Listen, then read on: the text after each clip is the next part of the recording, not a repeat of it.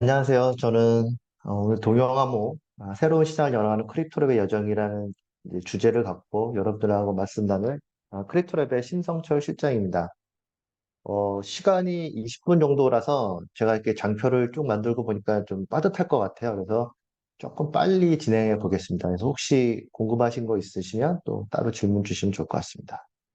아마 생소하실 것 같은데요. 자, 그러면 오늘 이제 목차는 저희 동영암호가 왜 필요한지에 대한 어떤 정보의 보호와 활용, 그러니까 요즘에 빅데이터나 AI가 대두되면서 사실 뭐 정보의 활용이 어떻게 보면 뭐 하나의 좀 이렇게 문이 열린 그런 시대에 살고 있는데요. 그런 와중에 이제 정보 보호도 되게 중요하기 때문에 동영암호가 어떤 역할을 할 수 있는지, 그다음에 동영암호에 대한 간단한 소개와 활용 사례 말씀드리고 저희 크립토랩이 어떻게 성장해 가고 있고 어떤 도전 과제를 맡고 있는지 좀 설명드려 보겠습니다. 정보보호 활용의 첫 번째는 이제 신용정보 금융권 사례인데요. 이게 아마 2012년, 13년 정도에 유출됐던 사례인데, 이제 최근에 금융사에 한 584억 원이라고 하는 이제 배상 판결이 나왔습니다. 그래서 뭐 잘 아시는 것처럼 사실 보안 관련돼서는 금융회사가 되게 철저합니다. 망분리도 잘 돼 있고. 그럼에도 불구하고 이들에게서 왜 이런 일이 벌어졌는가? 결국은 아무리 인터넷이나 이런 보안, 네트워크 보안을 잘해도 인적 보안까지는 안 되는 거예요. 그래서 여기에 실제 이 데이터를 다루는 이 업무를 한 분들이 와서 데이터를 그대로 유출했던, 발생했던 문제입니다. 뭐 또 최근에 이제 저희가 의료 쪽도 요즘 데이터 활용이 되게 많아지고 있어요. 근데 최근 이제 이것도 22년 뉴스인데 의료정보가 대형 병원, 특히 대학병원에서 뭐 17개 병원이면 사실 저희가 국내 이제 한 4대, 5대 병원이 중요 큰 병원이라고 하는데 뭐 17개 병원이면 어지간한 병원은 다 사실 유출된 거라고 보여지는 거죠. 그래서 금융 마이데이터에 이어서 의료 마이데이터 시장도 지금 뭐 계속 확장되고 있습니다. 그래서 아마 올해 정도 되면 이미 뭐 정부 과제들은 많이 시작됐고요. 아마 일반인에게도 많이 오픈되고 있는데 진짜 이거 안전한가? 그러니까 금융 데이터는 사실 저희들이 되게 민감한 것 같지만 뭐 여러분들의 잔고 뭐 혹은 내 신용 점수 사실 그렇게 민감하진 않아요. 근데 의료 데이터는 이게 얘기가 달라지죠. 유전치 정보라든지 나의 질병 정보 이게 유출됐을 때 나의 보험 뭐 이런 거에 다 영향을 미치고 심지어는 이제 결혼도 못 하실 수 있죠. 질병이 있다면. 그러니까 이게 사실 심각한 문제가 될 수 있어요. 그래서 과연 진짜 안전한가? 이게 미국의 실제 사례인데요. 이 파라본 나노랩스라는 데 보면 DNA 포렌식 분석이라고 되어 있습니다. 그래서 진짜 오른쪽에 사진을 보면 이게 유타에서 실제로 검거된 사진인데요. 페이스북에 저런 얼굴이 있으면 그분의 유전자를 가지고 이 사람이 어떤 피부색에 어떤 헤어스타일에 뭐 심지어는 이 어디서부터 왔는지에 대한 이런 정보들이 다 되는 거죠. 그러니까 이게 공익적인 목적이라서 가능한데 이게 사실 프라이버시하고 좀 다른 거죠. 개인정보는 내 정보를 안전하게 보호하는 거고, 프라이버시는 내가 원하지 않는데 공개되는 내 정보들인데, 이게 진짜 괜찮을까요? 공익적 목적이면 내 동의 없이 유전 정보가 활용되는 게 괜찮을까요? 이 아래쪽에 보시면 뭐 뱅크샐러드라고 하는 저희 작은 꽤 큰 스타트업인데요. 이 DNA 분석이 이미 대중화되어 있습니다. 최근 저희 서울대 캠퍼스타운에 보니까 그 애완견 유전자 검사도 하고 있더라고요. 그러니까 사실 유전자 분석은 이미 저희한테 너무 현실로 다가와 있는데, 이게 정말 활용이 괜찮은가? 그러니까 정보 보호와 활용은 사실 계속 이제 서로 상충되는 그런 관계인 거죠. 자, 그러면 이제 동영암호가 이 문제를 풀 수 있는가? 어, 어려운 것 같은데 되게 정말 쉽게 설명해 보려고 제가 정리해 봤는데요. 동영암호는 한자가 보면 이제 같을 동자의 형상 형자죠. 그러니까 모양이 똑같은 거예요. 그러니까 평문에서 암호화되지 않은 상태나 암호화된 상태에서나 똑같은 모양이 유지되더라. 그 홈모모피 인크립션이라고 하는데 그 홈모 이게 이렇게 일관된다는 뜻이잖아요. 그러니까 데이터를 암호화한 상태에서 복호하지 않고 내가 연산하면 그게 평문에서 똑같이 이루어진다는 겁니다. 그래서 뭐 여기 이제 어떤 이 앨리스라고 하는 이런 이 보석상이 있으면 세공사한테 이 보석 원석을 맡길 때 전적으로 신뢰해야 되는 거죠. 근데 또 사람이 뭐 금액 그람수를 줄일 수도 있고 여러 가지 있으니까 저희 코로나 검사했던 것처럼 어떤 박스 안에 넣는 겁니다. 동영암호라고 하는 박스 안에 넣으면 손을 집어넣어서 세공을 하는 거죠. 그래서 이제 똑같은 가공을 할 수 있지만 조금 불편하죠. 문하고. 그래서 조금 느리기도 하고 약간 용량이 증가되지만 똑같은 연산을 할 수 있다는 겁니다. 그래서 보시면 10 더하기 15가 25라고 하는 평문이 있으면 저희가 이제 이 암호 키가 1, 2, 3, 4, 5라고 하는 뭐 여기서 이제 예제입니다만 엄청 큰 숫자가 있고요. 그다음에 이걸 유추할 수 없기 때문에 못하게 하기 위해서 뒤에 랜덤 넘버를 곱합니다. 3, 5 이렇게. 그러면 이게 실제로 25가 아니라 98785라고 하는 엄청 큰 숫자가 나오는데요. 1, 2, 3, 4, 5는 저희가 암호 키예요. 내가 어떤 숫자를 곱했는지 더했는지를 알고 있는 이거는 이제 이 데이터 소유주만 알고 있는 거죠. 내가 1, 2, 3, 4, 5를 알고 있으면 98785라는 거에 우리가 뭐 해시 함수니 이런 나가 나오는데 얘가 이제 일방향 함수입니다. 한쪽으로 이 트랩도어처럼 한쪽에서는 되게 쉽게 나오는데 반대쪽에서는 못 찾아오는 거예요. 그러니까 98785라는 거를 1, 2, 3, 4, 5라는 값으로 나머지 함수 모드 함수를 쓰면 이 모드 함수가 나머지 어떤 수를 연산했을 때 몫은 다 버리고 나머지만 취하는 함수잖아요. 그러면 제가 10에 15를 쭉 암호화했을 때 이거 우리가 분해 조립을 슉슉 하면 10 더하기 15에 그다음에 1, 2, 3, 4, 5에 3하고 5라는 램덤 넘버가 곱해진 이런 수식이 나오는 거죠. 근데 1, 2, 3, 4, 5라는 내가 비밀키를 알고 있으니까 결국 저 뒤에는 의미 없이 날아가고 10하고 15만 남는. 뭐 요거는 동영암호의 이제 정수형 기본의 어떤 알고리즘인데 저희는 이제 이거 실수다 그냥 훨씬 복잡하긴 해요. 근데 기본 컨셉이다. 그래서 암호화돼 있어도 연산 가능하다는 게 이제 이런 수학적 알고리즘을 기반으로 하고 있습니다. 그래서 동영암호라는 게 결국 이런 겁니다. 기존의 방식, 왼쪽이 기존인데요.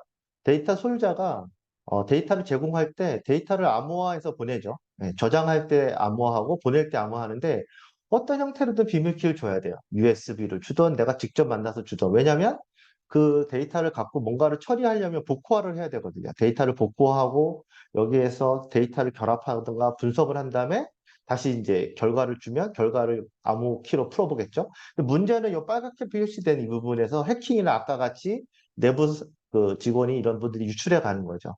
근데 동영업무 방식은 키를 주질 않습니다. 그냥 암호화된 상태로 데이터를 보내면 데이터 저장되고 거기 안에서 사이퍼 텍스트 암호문 상태에서 연산이 되고 결합이 되고 결과 리절트 똑같이 암호화되어 있습니다. 그러면 데이터 소유자가 키를 줬을 때만 1, 2, 3, 4, 5라는 숫자를 줬을 때만 그 결과를 볼 수 있는 거죠. 그래서 동영암호라는 게 원천적으로 데이터 유출의 가능성을 차단한다. 이렇게 보시면 될 것 같습니다.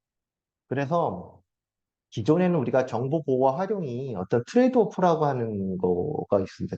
우리나라는 사실 정보 보호가 더 강해요. 활용이 최근에 빅데이터, 데이터 3법, 뭐 AI 되면서 많이 커지긴 했는데 여전히 정보 보호가 여전히 강합니다. 그래서 저희가 21년에 개인정보위로부터 이제 표창을 받았는데 이때 저희가 받았던 문구가 개인정보와 활용은 두 마리 토끼를 잡을 수 있는 기술이 동영암호다라고 해서 좀 상을 받았던 기억이 있습니다. 자, 그러면 이제 동영암을 어떻게 쓸 수 있나 한 세 가지 정도 말씀드릴 건데요. 뭐 근데 여기 있는 거 뭐 아이 쉐어링이라는 거는 실제 우리 아이나 아니면 이제 연인들끼리 제 위치를 공유하는 겁니다. 친구끼리. 네, 저희 남자들은 되게 싫어하는데 실제 제가 아이랑 해봤는데 저희 아이가 제가 언제 집에 오는지 알더라고요. 그러니까 실제 제 위치들이 서버에 공유되는 거죠. 뭐 코엑스 실내찾기, AR, 뭐 막 광고, 심지어 저런 우리 포켓몬 다 제 위치가 어딘가로 갑니다. 서버로. 진짜 안전할까요? 그러니까 안전하다고 믿는 거죠. 저희가 그 기업을 절대적으로 믿습니다. 그 기업은 사업을 하는 이상 이 개인정보 유출 안 할 거예요. 근데 문제는 아까 말씀드린 것처럼 내부자의 일탈 혹은 외부에서 데이터가 이제 침입됐을 때 저희 위치 정보들이 저희 위치를 연결하면 제 동선이 나오기 때문에 민감한 거죠.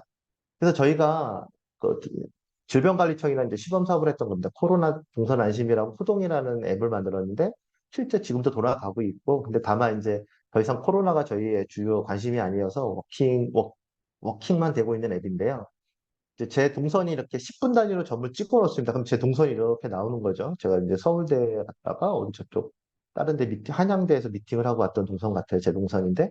그럼 저희가 이제 질병관리청으로부터 확진자들의 QR 정보를 받아옵니다. 어느 지점에 확진자가 다녀갔다라고 하는 확진자 동선을 받아와서 저 DB에 놓으면 사용자들이 제가 이렇게 확인해 보는 거죠. 내 동선이 괜찮은가? 보냐면 사용자 동선을 보낼 때 암호화해서 보냅니다. 그러면 여기서 확진자들과 같은 장소, 같은 시간에 있었는지 확인하는 거죠. 그리고 나서 이 위치 결과를 암호화해서 줍니다. 그럼 여기는 사실 서버가 이게 정부가 있던 기업이 있던 제 위치 정보를 알 수가 없습니다. 그러면 결과만 제 핸드폰에 있는 비밀키로 열어서 제가 접촉했는지 알 수 있는 이런 시나리오였습니다.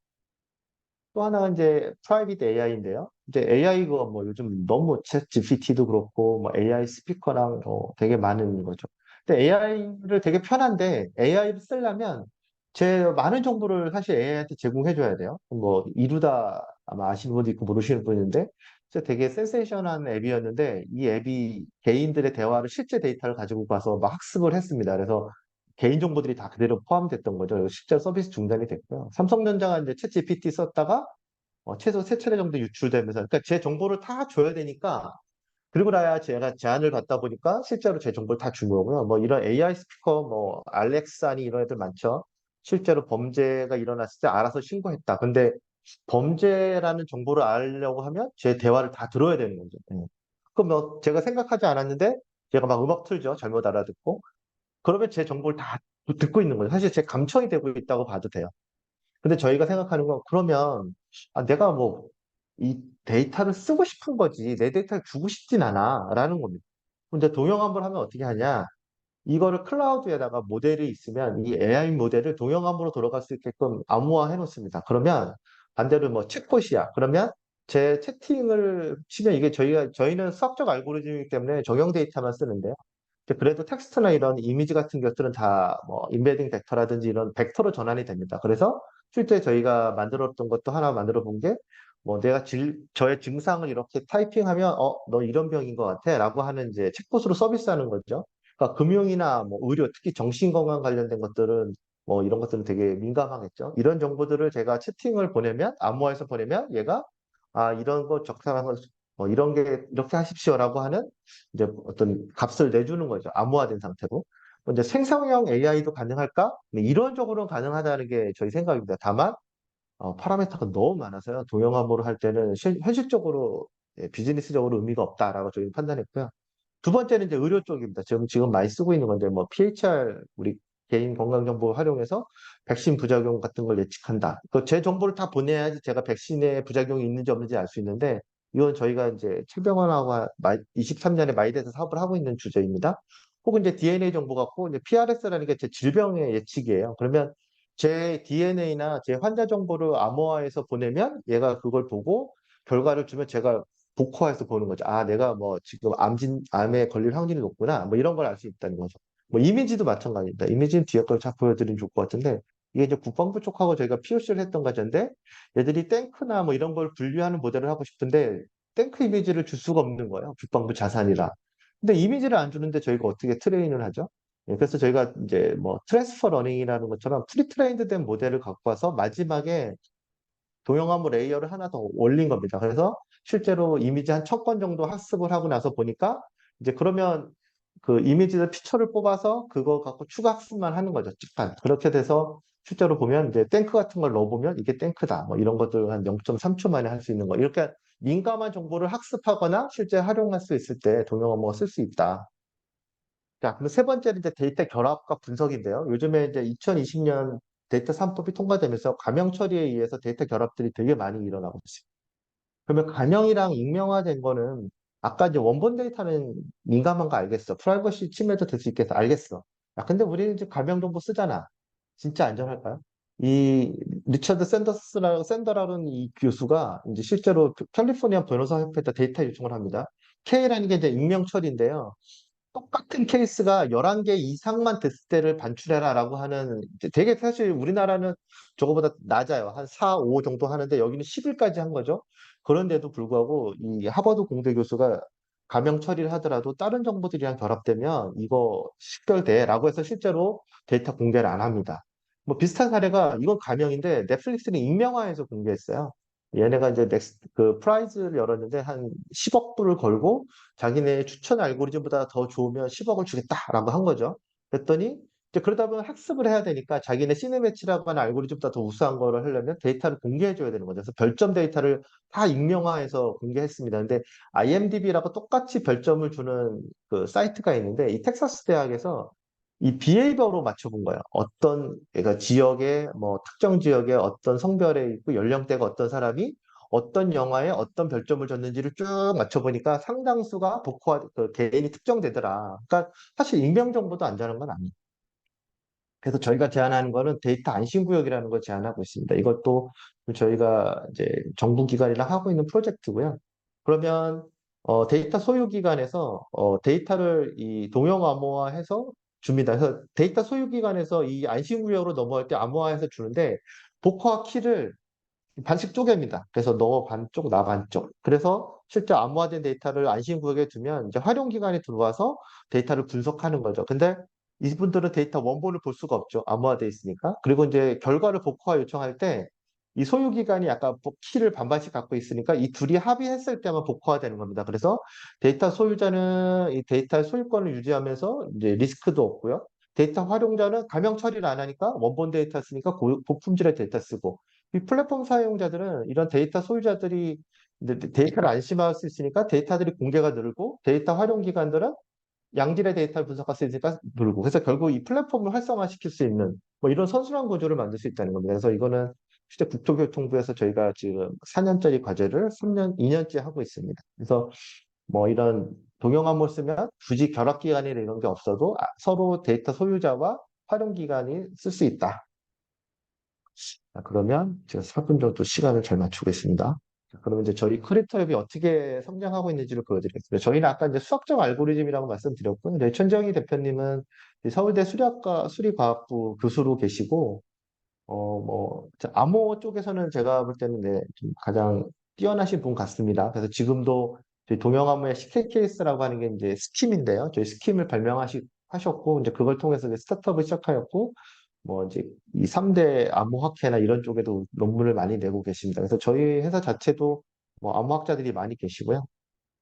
저희 이제 좀 계속 투자를 좀 잘 받고 있었습니다. 그래서 작년에 저희가 한 21억, 210억 정도 투자를 받아서 누적으로 한 270억 정도 투자를 받았고요. 근데 워낙 이제 직원들이 늘면서 사실은 투자를 좀 더 받아야 될 것 같습니다. 근데 그래도 저희 기술에 대한 이제 이런 좀 인정을 잘 받아서 받았고요. 제가 21년 7월에 합류했습니다. 저희 합류할 때 23명이었고요. 지금 한 53명 플러스 알파라고 한 거는 다음 달에도 이미 또 한 두세 명 정도 저희가 더 채용이 이미 확정이 된 분이 계셔서 아마 올해 한 60명 정도까지 될 것 같습니다. 그래서 저희 구성의 한 60% 이상이 석박사들 인력으로 되어 있습니다. 그래서 지속 성장하고 있다. 그래서 저희는 크게 보면 이제 세 가지 축으로 가고 있습니다. 그래서 저희 동영암호라는 거를 계속 이제 프로덕트, 저희는 아직 R&D 단계이긴 한데요. 프로덕트화를 해서 어떤 통계 분석이라든지 뭐 이미지, 머신러닝, 뭐 그다음에 이제 저희 UI 기반의 GUI 뭐 이런 것들을 계속해서 상품을 만들고 있고요. 또 하나는 이제 동영암호의 사업 여건을 만들고 있습니다. 그래서 이제 아직은 동영암호라는 게 좀 뭐 법적 규제도 좀 연결이 되어 있습니다. 그래서 이제 과기부나 보건복지부 뭐 이런 통계청 뭐 이런 이제랑 같이 하고 또 이제 다행인 건 이번 정부의 기조가 디지털 플랫폼 정부다 보니까 이제 개방과 공유입니다. 클라우드도 되게 중시하고 있고요. 그래서 동영암호하고 좀 잘 맞고 있고요. 또 마이데이터가 활성화되면서 저희 동영암호가 잘 쓰일 거다. 그래서 저희는 이제 글로벌 쪽으로도 좀 많이 나가고 있습니다. 이게 결국 암호나 뭐 보안 이런 것들이 결국 미국 시장하고 유럽 시장이기 때문에 그리고 올 4월에는 이제 프랑스의 R&D 센터를 줘서 또 암호의 또 전문 대가인 한 분을 또 저희가 초빙을 해서 그쪽 R&D 센터 설립하였고요. 이제 최근 이번 달에 미국 법인을 설립했습니다. 그래서 아마 내년 정도부터는 미국에서는 이제 사업을 본격화할 것 같습니다. 요거는 이제 저희의 고민 같은 건데요. 보니까 R&D 단계의 기업은 사실은 되게 심플한 것 같아요. 비즈니스도 사실 POC만 하면 될 것 같고요. 알고리즘 하는 사람이 엔지니어고 이분이 디벨로퍼예요. 그냥 개발을 하고. 그래서 이제 투자자들만 잘 모셔오면 이게 잘 되는 것 같아요. 근데 저희가 이제 인원이 늘고 사업화가 되면서 사실은 이제 지속 가능 성장 기업으로 가다 보니까 이제 이게 처음에는 이게 하나의 평면이었으면 지금은 큐브가 되어 있어요. 그래서 R&D도 알고리즘뿐만 아니라 플랫폼, 어플리케이션, 솔루션도 돼야 되고 비즈니스도 뭐 이제 이런 도메인별로 그래야 되고 오퍼레이션 쪽도 많아지더라고요. 그래서 이제는 인력도 많이 늘어지고 사실 그러다 보니까 커뮤니케이션 코스트도 많이 들고 좀 이런 성장통을 사실은 좀 앓고 있다. 네, 그렇습니다. 그래서 마지막으로 이제 제가 어떤 멘트를 좀 해보면 좋을까? 근데 이거 뭐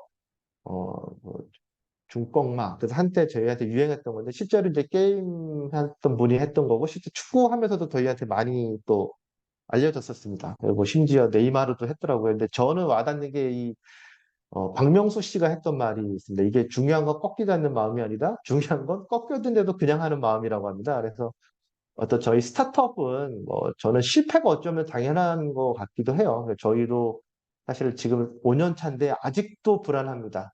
네, 투자를 잘 받았다고 하는데 아직도 사실은 BM을 찾고 있고 아직도 계속 리더들은 고민하고 있는데 그럼에도 불구하고 저희가 이제 한 발 한 발 나가고 있는가? 또 이건 중꺾마가 아닐까 이렇게 생각합니다. 네, 이상 지도하겠습니다. 감사합니다. 네, 실장님. 되게 복잡할 수 있는 정보 보안의 이슈를 쉽게 일반인들도 이해할 수 있도록 잘 설명 주셔서 진심으로 감사드립니다. 혹시 우리 실장님께 궁금하신 거 채팅창에 올려주시면 제가 질의응답 드리고 다음 세미나로 이어가 볼까 하는데요. 다른 대표님들 혹시 올리시는 사이에 제가 먼저 궁금한 사항 질문 드리고 여쭤보고자 하는데요. 저는 사실 되게 어렵기도 하면서도 들으면서 정말 필요한 부분이다. 필요한 부분이고 서비스고 이 정보보안과 관련해서는 앞으로 더 많이 확장성이 필요할 텐데 첫 번째 해주셨던 비유 있잖아요. 그러니까 좀 더 복잡하고 시간이 좀 더 걸리더라도 이게 안전을 위해서 이렇게 이제 표현해 주셨던 그 부분과 관련해서 그러면 이런 이제 정보보안에 대한 사람들이 필요성도 많이 느낄 거고 도입하고 싶어도 할 텐데 일단 비용과 시간에 대한 이런 이슈들이 민간 쪽에서는 더 많이 그 도입 여부에 있어서 고민하고 있지 않을까라는 생각이 들어서 혹시 그런 사업적인 부분에 있어서 이 동형 암호를 도입할 때 시간이나 비용적인 부분들은 어떻게 그 해지하고 계실지 궁금합니다. 그러니까 저희가 이제 알고리즘 자체가 뒤에 커다란 노이즈를 곱해서 실제 값을 안 보이게 하거든요. 그러다 보니까 데이터 사이즈도 좀 늘고 저희가 왜 소수점이 길면 곱하면 소수가 계속 기하급수적으로 늘어나잖아요. 그러다 보니까 연산 속도가 되게 느려집니다. 그래서 이제 그런 것들은 근데 그게를 수점을 줄이면 되는데 그렇게 되면 프라이버시가 사실은 또 깨집니다. 그래서 그 안에서 되게 이렇게 잘 균형을 잡아야 되는데 저희들이 이제 이런 것들을 극복하기 하기 위해서 뭐 GPU라고 하는 하드웨어의 도움을 받고요. 지금 저 미국의 이제 달파 쪽 그 국방부 그쪽이랑 같이 하고 있는 이제 인텔 뭐 이런 데랑 하고 있는 사업이 뭐냐면 아예 이걸 칩으로 만들려고 합니다. 그래서 우리가 이제 뭐 SSD 같은 메모리라든지 인텔 칩 같은 프로세서에 걔가 들어가면 훨씬 더 연산이 빨라지는 거죠. 그래서 이거는 뭐 사실 무어의 법칙도 있지만 하드웨어적으로 극복 가능한 거는 더 이상의 문제는 안 돼요. 그러니까 지금은 조금 느릴 수도 있고 뭐 하지만 그것들은 뭐 약간의 비용이 드는 거죠. 하드웨어를 늘리고 GPU를 늘리면 되는 거라서 뭐 예를 들어서 저희가 이제 신한금융하고 이제 POC 했던 것도 뭐 이렇게 500개 트리를 한꺼번에 연산하는데 저희가 0.4초 안에 할 수 있게끔 GPU를 써서 보여드렸거든요. 그러니까 물론 이제 그건 극단적으로 저희가 최적화를 한 거죠. 그러니까 시간이 그만큼 중요한 실시간 서비스야라고 하면 그거는 비용으로 커버되는 거고. 근데 뭐 주로 데이터라는 게 실시간 분석도 있지만 배치 단위라든지 뭐 이런 것들이 있어요. 그래서 그런 것들은 또 충분히 시간을 약간은 좀 들여도 된다라고 본 거고. 아까 같이 AI 모델을 쓰는 거는 뭐 모델링이 아니라 연산입니다. 그런 거에서는 뭐 거의 실시간성으로 가능하다 이렇게 볼 것 같고요. 아까 한 분이 채팅으로 질문을 주셨는데요.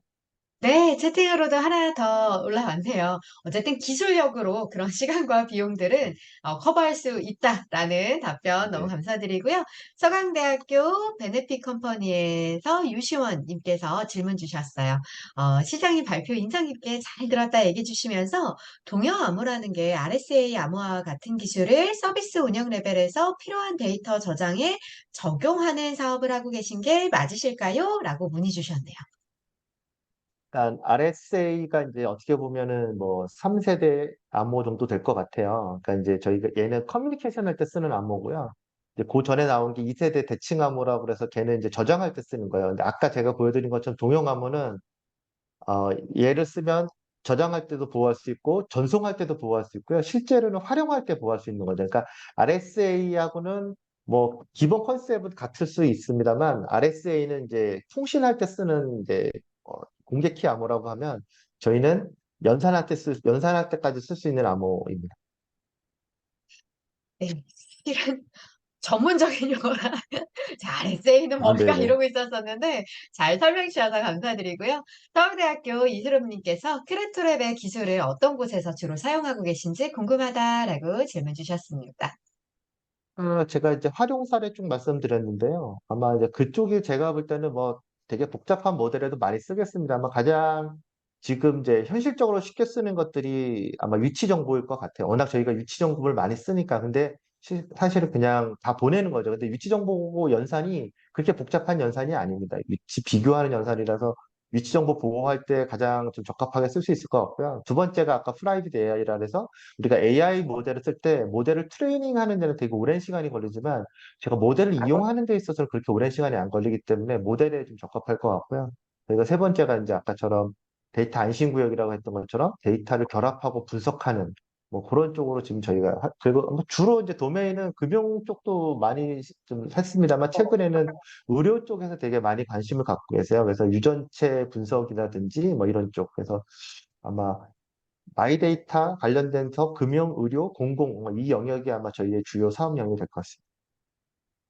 네, 감사합니다. 이게 마이데이터 쪽이 지금은 과도기라는 생각이 많이 들어요. 그러니까 일반인들 입장에서는 저처럼 개인정보 또 유출됐어? 괜찮아. 하도 유출돼서 내 거는 이제 뭐 의미도 없는 것 같아라고 이제 개인들은 이렇게 많이들 이제 자조적으로 회의적으로 좀 생각하는 것 같은데 한편으로는 이제 크립토랩의 도자원 과업 중에 이런 개인들의 인식들이 좀 더 안전하고 나의 개인 정보들이 기업들이 함부로 쓸 수 없게끔 할 수 있는 어떤 인식적인 문화까지 이렇게 만들어 가실 수 있다면 좀 더 안전한 데이터들로 더 많은 기술의 진보를 이끌어갈 수 있지 않을까라는 기대해 보도록 하겠습니다.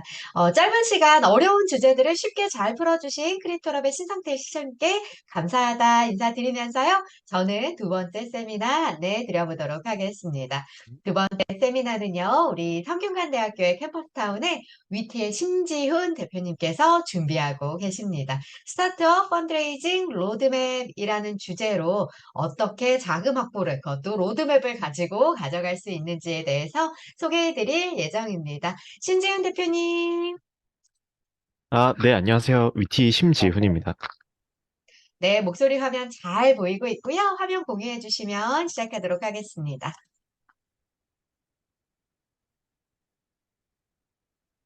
대표님들 엄청 바쁘실 텐데 귀한 시간 할애해 주셔서 너무 감사합니다. 20분 정도 압축적인 시간 내에 대표님들께 최대한 도움되는 정보를 전달 드려야 되다 보니까 고민을 하다가 어쨌든 그럼에도 불구하고 대표님들은 자금이 가장 절박할 것이다 라고 생각을 했어요. 그래서 이제 자금을 조달하는 방법론들 그리고 그 중에서도 이따 소개해 드리겠지만 가장 즉시적이고 난이도 쉽게 자금을 조달할 수 있는 방법은 결국은 정부 과제가 맞습니다. 그래서 이제 관련해서 대표님들께서 어떤 자금을 얼마나 조달할 수 있는지 이런 내용을 전달해 드리려고 합니다. 저희 플랫폼을 아시는 대표님도 그렇지 않은 대표님도 계실 텐데 기본적으로는 이제 스타트업 대표님들이 사용하는 블라인드라고 생각하셔도 될 것 같아요. 이제 대표님들이 사용하는 프라이빗 커뮤니티, 뭐 사업자 등록증이나 예창 선정 확인서나 이런 것들을 이용해서 저희가 창업에 의지가 있는 진짜 대표님들만 사용할 수 있는 커뮤니티를 지금 만들어서 운영을 하고 있고 그 과정에서 이제 투자 연계도 해드리고 있고 그 밖에 이제 실제 파트너들의 경험을 바탕으로 이 지원 사업은 이 하우스는 좋더라, 좋지 않더라. 이 조건은 좋더라, 별로더라. 이런 것들 편히 나눌 수 있는 그런 커뮤니티이자 정보 큐레이팅 플랫폼을 운영하고 있습니다. 이제 여기 계신 대표님들께서는 어쨌든 창업을 할 때 굉장히 막막하고 어떻게 어디서부터 어떻게 해야 되지? 창업했다 망하는 거 아니야? 이런 일종의 고민은 한 차례 뚫고 창업을 하시는 대표님들이라고 생각합니다. 그런데 이제 여전히 그 기업 자금 조달 방법은 투자 그 하나에만 국한되는 경우가 상당히 많은 것 같아요. 심지어는 이제 그 밖에 자금 조달 방법론은 그거는 뭐 별로 건강하지 않은 거야 라고 정의하거나 뭐 그래서 이제 대표님들이 꾸역꾸역 고민하시다가 개인 대출을 받으시는 경우도 많이 봤고 저희 플랫폼에 이용자가 많다 보니까 저는 사실 극한으로 치닫는 대표님들을 상당히 많이 봅니다. 이제 나는 대출 안 받으면서 사업할 거야 라고 시작했다가 이제 한 1억 정도 대출 받으시는 거 정말 일상적이고 그 과정에서 이제 3, 4년 정도면 충분하지 라고 했다가 3, 4년이 실제로 지나버려서 이제 대출 받은 거를 조금 조금씩 상환해야 되는데 막 완전 자본 잠식에 미지급금 있고 그런 경우들이 상당히 많아요. 그래서 이제 일단은 기업 자금 조달이 무엇이라고 생각하시는지를 먼저 여쭙고 싶어요. 대개는 그냥 투자를 생각하시겠지만 사실은 그 밖의 방법들이 상당히 많습니다. 정모과제도 있고 융자도 있고 뭐 더 딥하게 들어가면 회사채 발행 같은 것도 있는데 기본적으로 스타트업 대표님들이 사용할 수 있는 이제 방법론은 세 가지인 것 같아요. 이제 투자, 대출, 아니면 정부과제. 그런데 이제 저희가 투자 연계도 진행을 해드리고 있어요. 아까 장표에서는 9건이라고 됐는데 지금 한 15건 정도 저희 플랫폼을 통해서 실제 투자가 유치됐습니다. 근데 저희 팀이 추정키로 투자를 받는 스타트업의 비율은 0.8% 정도밖에 되지 않아요. 아까 이제 신성철 실장님께서 어, 이제 그 크립토랩의 이력에 대해서도 말씀을 해주셨는데 저런 케이스는 정말 정말 정말 드물고 저희 플랫폼에 계신 대표님을 포함해서 대부분의 대표님들은 사실 시드 투자를 받지 못합니다. 어, 벤처기업 인증을 받은 대표님들 중에서 스타트업 투자를 받은 대표님들로 한정해도 3% 정도고 저희 팀의 데이터로 추정컨대 저희는 0.8%라고 추정하고 있습니다. 즉 99%에서 97% 정도 되는 대표님들은 그 밖의 방법을 통해서 자금 조달을 해야 돼요. 그러면 또 이제 많은 대표님들이 손을 대시는 게 뭐냐면 융자예요. 대출입니다. 그런데 요거는 요즘 금리가 굉장히 높죠. 저희 노하우 팀이 가장 추천하지 않는 자금 조달 방법이기도 하고 대표님들이 개인적으로 이제 위험 부담을 져야 되는 이런 것들이 굉장히 많습니다. 그래서 저희는 이제 정부 과제를 많이 뭐 자금이 급하다는 대표님들께 많이 추천해드리고 어, 이 정부 과제를 이용하면 어떻게 현명하게 자금 조달할 수 있는지에 대해서 오늘 말씀을 드리려고 해요.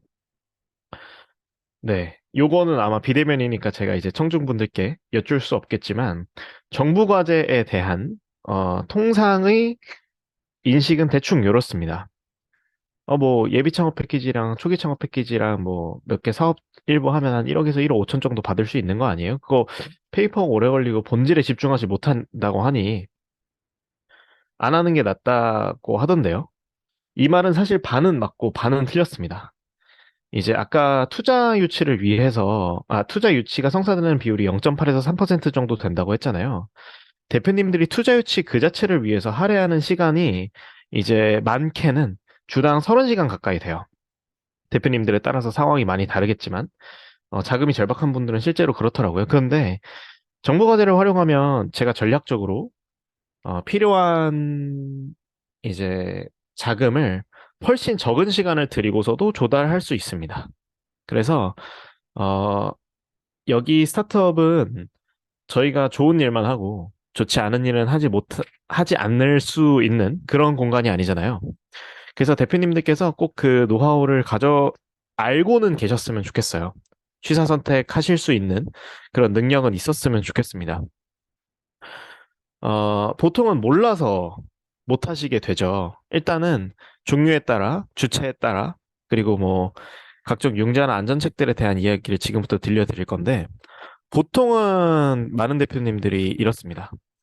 이제 그 다양한 주체별 정보 과제들, 뭐 R&D나 입찰 정보까지도 있는데, 보통은 그런 다양한 종류들 중에서도 창업사업화, 그 중에서도 중기부에서 진행하는 창업사업화 지원 과제들만 하시는 경우가 상당히 많아요.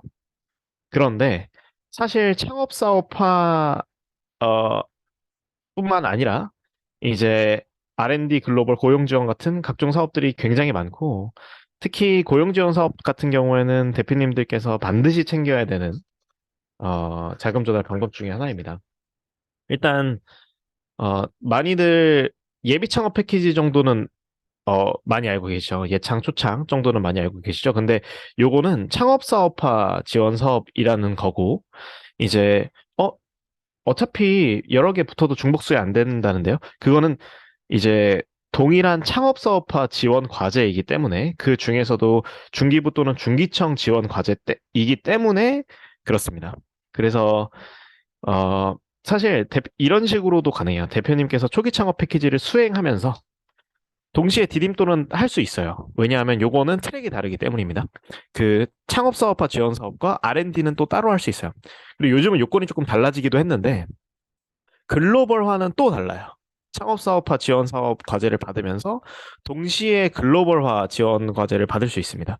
가장 난이도가 쉽고 대표님들께서 대표적으로 챙길 수 있는 글로벌화 지원 사업은 갭스라는 게 있어요. 글로벌 엑셀러레이팅 프로그램 포 스타트업이라는 게 있는데 이게 과거에는 저희도 그랬고 어, 이제 창업사업화 지원 과제와 갭스를 중복수에 받을 수 있었습니다. 그리고 갭스 같은 경우에는 후속 지원이 또 있어요. 그래서 이런 식으로 대표님들께서 되게 간편하게 막 몇 천만 원 정도 되는 기업 자금을 조달할 수 있는 방법이 있는데 몰라서 못 하시는 경우가 상당히 많습니다. 그래서 1억 원, 2억 원 정도 되는 이제 투자를 0.8%에서 3% 정도의 확률에 기대면서 대표님들께서 이제 시간을 할애하시기보다는 전략적으로 훨씬 적은 시간을 할애하면서 이제 받아가실 수 있는 것들을 챙겨 가셨으면 좋겠어요. 그래서 창업 사업화뿐만 아니라 이제 R&D, 글로벌화, 그리고 고용부 사업을 꼭 확인하시길 추천드립니다. 지금 청년 디지털 일자리 사업은 너무 좋은 사업이라서 없어져 버렸죠. 없어져 버렸지만 여전히 이제 뭐 일자리 도약 장려금이라던가 그 밖에 고용 지원 사업들이 계속 있어요. 그래서 어차피 신규 채용을 해야 되고 특히 인건비 부담이 처음에는 대부분이잖아요. 그런 대표님들께서는 이 종류별 정보 과제를 꼭 확인해 보셨으면 좋을 것 같습니다. 그리고 이제 아까 중기부 창업사업화 지원 사업을 2개 이상 하니까 중복수혜 때문에 하나를 취사 선택해야 된다라고 말씀드렸잖아요. 만약에 주체가 달라지면 중복수혜가 가능한 경우가 상당히 많습니다. 예를 들어서 어, 동일한 창업사업화 지원 과제라고 하더라도 이제 중소벤처기업부 과제를 수행함과 동시에 대개의 경우는 과기부 지원 과제도 할 수 있어요. 문체부, 교육부 것도 할 수 있습니다. 일반적으로. 물론 이런 경우는 있을 수 있어요. 이제 어, 다른 지원 사업 어떤 거 하고 계세요? 여기에서 인건비가 나가네요. 혹시 저희 거에서는 이제 이 비목 말고 다른 비목으로 하나요? 또는 이제 이럴 수도 있습니다. 어, 이제 A 과제에서는 제가 컵을 만든다고 했을 때, 어, A 과제와 B 과제에서 동일한 이제 거를 지원해 드릴 수 없어요. 중복 수혜가 안 됩니다라고 생각하시면 대표님들이 포기하시는 경우가 많은데, 사실 이제 저희 A 과제, 중기부 A 과제를 통해서는 컵의 금형을 만들 거고요.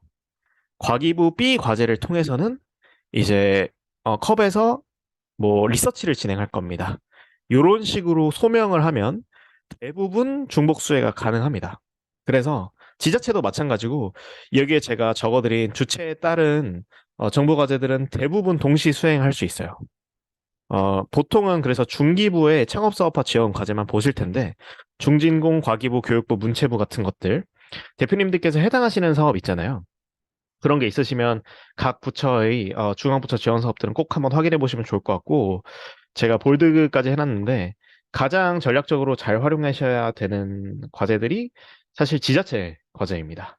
지자체 과제가 액수 그 자체는 중앙부처보다 낮을 수 있지만 통상 이제 1,000만 원에서 3천만 원 정도 지원을 받을 수 있고 경쟁률이 현격하게 낮아요. 경쟁률이나 이제 대표님들의 경쟁해야 되는 수준이 현격하게 낮기 때문에 지자체 과제를 꼭 활용하시면 좋을 것 같습니다. 뭐 예를 들어서 이제 제가 판교팀이라고 하면 판교에 뭐 IT 스타트업이라고 하면 중기부, 과기부 같은 중앙부처 사업은 기본이고 중기부, 과기부, 고용부 같은 나아가서 경기도 경제과학진흥원, 이제 성남산업진흥원 이런 식으로 시군, 뭐 시군구, 동, 뭐 이런 식으로 쪼개서 나눠서 들어가면서 각 지자체에서 제공해주는 사업들이 있어요. 요거는 많은 경우 지자체 사업체들만을 위해서 진행되는 사업이기 때문에 이런 거를 전략적으로 꼭 활용하시면 좋을 것 같고, 나아가서, 우리는 자금 조달액이 2억 이상이다.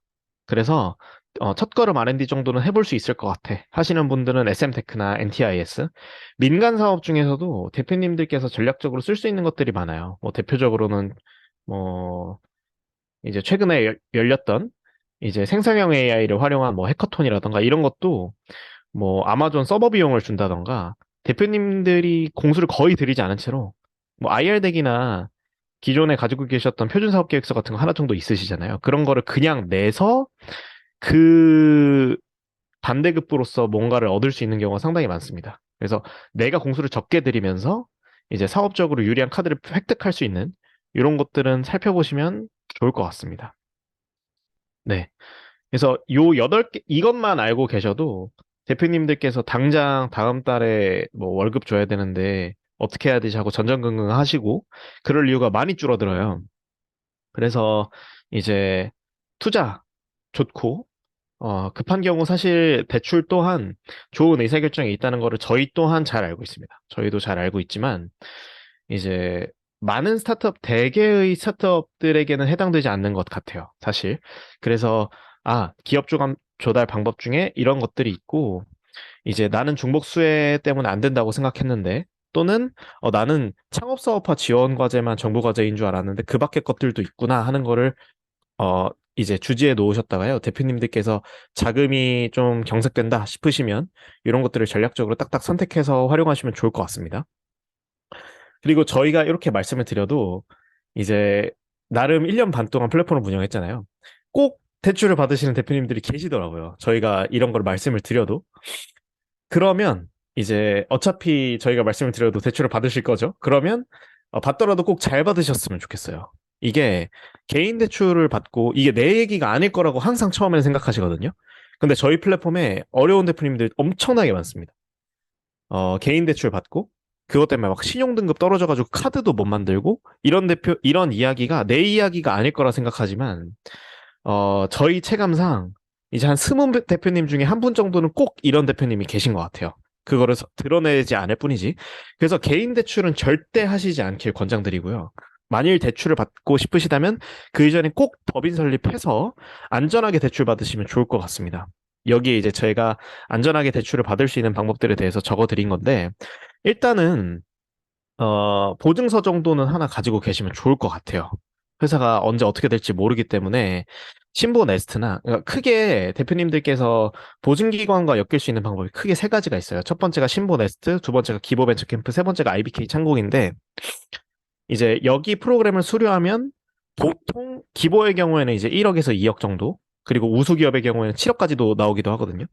그리고 신보 같은 경우에도 보통 뭐 2억에서 뭐 이제 펭귄 같은 거 선정되면 10억까지 이렇게 보증서라는 걸 내줍니다.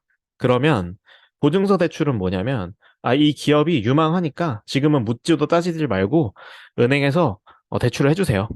대신에 만약에 망하면 우리가 낼게요. 라는 게 보증서 대출이고 보증률은 청년 기업이나 이제 유망 기업의 경우에는 95%에서 100%까지도 돼요. 그러니까 예를 들어서 내가 100억을 대출을 했다고 하더라도 보증률이 95%면 제가 갚아야 되는 빚은 5억만 있는 거죠. 그래서 이제 이 보증서 대출이라는 게 있다는 걸 인지하시고 이런 프로그램에 참여하면 보통 보증서를 준다. 라는 거를 생각하셔서 전략적인 카드로 하나씩 들고 계시면 좋을 것 같고 저희는 기보벤처 캠프 출신인데 요즘은 신보가 대세니까 참고해 주시면 좋을 것 같고 신보가 프로그램이 괜찮아요. 그리고 액수 자체도 조금 크고 이제 여기 제가 적어드린 스텝업이나 퍼스트 펭귄 같은 프로그램은 조금 이제 큰 규모의 금액을 조달할 수 있는 좋은 방법 중에 하나입니다. 그래서 여기 있는 4개 확인해 보시고 중진공에서도 청창사랑 연계해 주기도 하는데 2.5% 금리로 고정금리로 대출을 해줘요. 1억 정도. 그래서 절대 개인 대출이나 금리 6, 7%씩 내가시면서 대출 받지 마시고 조금 더 안전하고 공인된 기관에서 깨끗한 자금을 수혈받으시길 권장드립니다. 그리고 많은 대표님들이 또 폐업 때문에 두려워하다가 어 이제 섣부른 의사결정을 하실 때가 상당히 많은데 일단 괜찮다고 말씀드리고 싶어요. 책임 없는 경영을 하자는 건 아니지만 이제 대표님들께서 너무 속된 말로 쪼들리다 보면 잘못된 의사결정을 하실 때가 정말 많고 실제로 그것 때문에 뭐 친구나 가족과 갈라서거나 극단적인 케이스가 생기는 경우도 많이 봤습니다. 근데 제 주위에도 신보기부에서 대출 받고 폐업하고도 멀쩡히 다시 사업하시고 멀쩡히 회사 다니시고 하는 대표님들 많이 계시고, 어, 2013년도부로 연대보증제가 폐지되면서 대표님께서 성실 경영을 하셨다면 실질적인 피해를 입지 않는 경우가 대부분입니다. 그래서 이제 너무 두려워하지 마시고요. 이제 여기 적어져 있는 제도전, 제도약, 신보, 뭐 경기도 제도전 이런 것들은 실제 재창업 지원 프로그램이에요. 뭐 제도전은 중기부 거고, 제도약은 중기청 거고, 신보 거, 지자체 거, 소상공인진흥공단 거를 제가 대표적으로 하나씩 써드렸는데, 여기서 전달드리고 싶었던 거는 폐업해도 괜찮다, 실패해도 괜찮고, 이렇게 재창업을 많이 장려하고 있고, 사회적인 안전망이 생각보다 잘 구축되어 있고, 실제로 제도전 성공 패키지는 최대 1억 5천만 원까지 줘요. 지원금을요. 그래서 이런 제도들이 있으니 두려워 말고, 물론 방만하게 경영을 하자는 뜻은 아니지만, 이제 대표님들께서 항상 매사 클린하게 정말 객관적이고 조직에 도움이 항상 되는 방향으로 이제 의사결정을 하셨으면 좋겠다는 의미로 만든 장표입니다. 요거를 꼭 참고해 주셨으면 좋겠고요. 요거를 꼭 기억하셨으면 좋겠고, 이제 마무리하면서 요 말씀을 드리면 좋을 것 같아요. 이제 제가 기업 자금을 조달하거나 뭐 투자를 받거나 팁스를 타거나 하는 거를 말씀드리면 이런 이야기들을 많이 하십니다. 대표님 그러면 진짜 돈 많으시겠어요? 부자시겠네요. 부럽습니다. 이런 얘기 많이 하시는데 어땠을까요? 행복했을까요? 17억 원 조달하니까 제가 실제로 부자가 됐을까요? 짐작하시겠지만 전혀 아니었고, 그 과정은 되게 고통스럽고 힘들었습니다. 그래서 이제 기업 자금 조달은 수단이 되어야지 목적 그 자체가 되어서는 절대 안 됩니다. 아무래도 이제 대표님들께서 먹고 사는 문제다 보니까 힘드실 수 있다는 건 이해하지만, 이제 수단적인 차원이라고 반드시 생각하고 필요할 때 필요한 만큼만 자금 조달을 하면서 대표님들께서는 니즈를 포착하고 이거를 해결하는 솔루션을 만들고, 이거를 이제 실현하기 위한 자원과 인력을 조달하는 데만 집중하시면 좋을 것 같습니다. 네, 20분이 이제 지나서 이상 발표 마치도록 하겠습니다. 대표님들 시간 내주셔서 감사합니다. 네, 대표님. 스타트업이 어떻게 펀드레이징을 해서 살아남을 수 있을지에 대한 좋은 노하우를 통해 보여주셔서 진심으로 감사드립니다. 대표님들 궁금하신 거 있으면 채팅창에 올려주시고요. 제가 먼저 질의응답 몇 가지 드리면서 그 다음 세미나 안내 드릴까 하는데요. 어, 아까 투자는 한 0.8% 기업이 받고 있는 것 같다. 그런 것 같아요. 제 주변에서도 경험적으로 봐도요. 정부 과제는 몇 퍼센트 정도 받으시는 것 같으세요? 그래도 20대 1에서 30대 1 정도는 생각하시는 게 좋을 것 같아요. 이제 예창 뭐 한 몇 년도지? 18년도 정도만 해도 상대적으로 좀 낮았는데 10대 1까지도 떨어지기도 했었는데 요즘은 일단 대표님들 수준이 너무 올라갔어요. 수준이 너무 올라갔고 경쟁률이 뭐 초창이나 청창사만 놓고 보더라도 이제 경쟁률이 높은 권역은 많게는 30대 1까지도 가기 때문에 그래도 이제 선정 확률이 3%에서 10% 사이다라고 생각하시면 될 것 같은데, 근데 여기 계신 대표님들께서는 이미 캠타 사업도 합격해 보셨고 크든 작든 한두 개 정도 해보셨을 것 같아요. 그 정도면 사실 충분히 가능한 정도입니다. 그러니까 이제 그 투자를 노려서 투입하는 것보다는 훨씬 해볼 만한 싸움인 거죠. 그래서 네, 그 정도 3%에서 10% 정도라고 생각하시면 될 것 같습니다.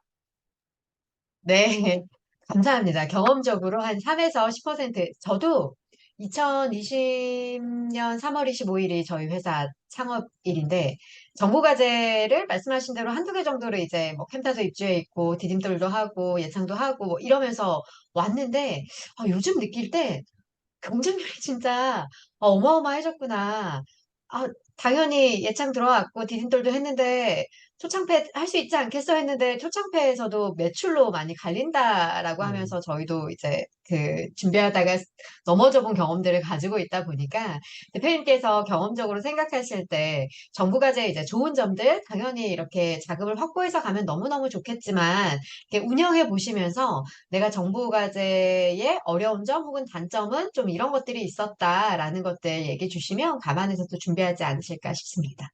음, 당연히 이제 뭐 이거는 하우스마다 다르긴 한데 저희한테 투자해 주신 분들은 정말 전혀 간섭하지 않으세요.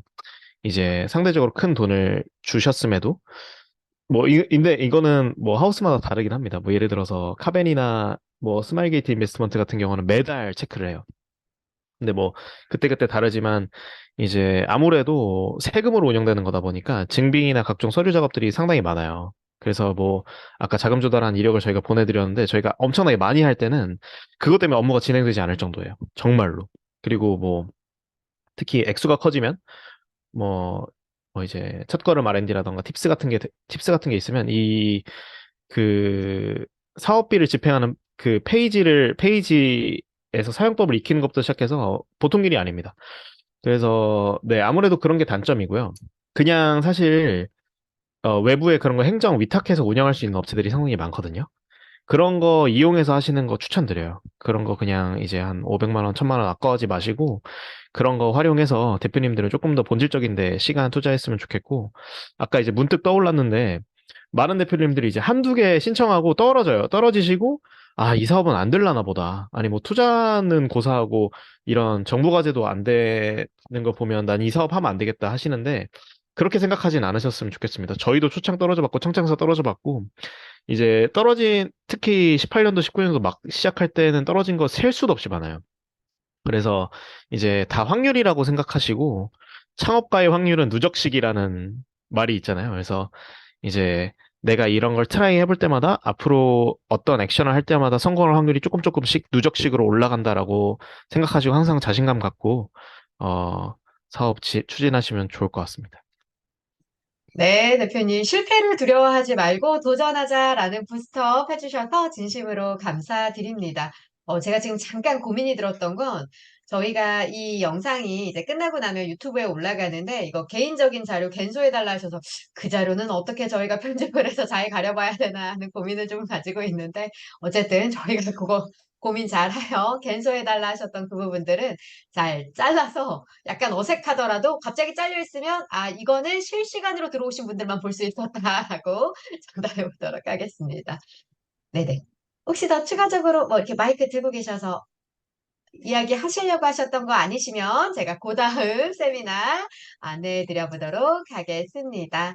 다음 세미나는요. 지금 벌써 화면 켜고 준비해주고 계시는데 서강대학교 캠퍼스 타운의 베네핏 컴퍼니의 유시연 대표님께서 아무도 원하지 않는 제품과 고객이 먼저 반응하는 제품이 어떤 차이를 가지고 있는지를 소개해 주실 예정입니다. 베네핏 컴퍼니의 유시연 대표님.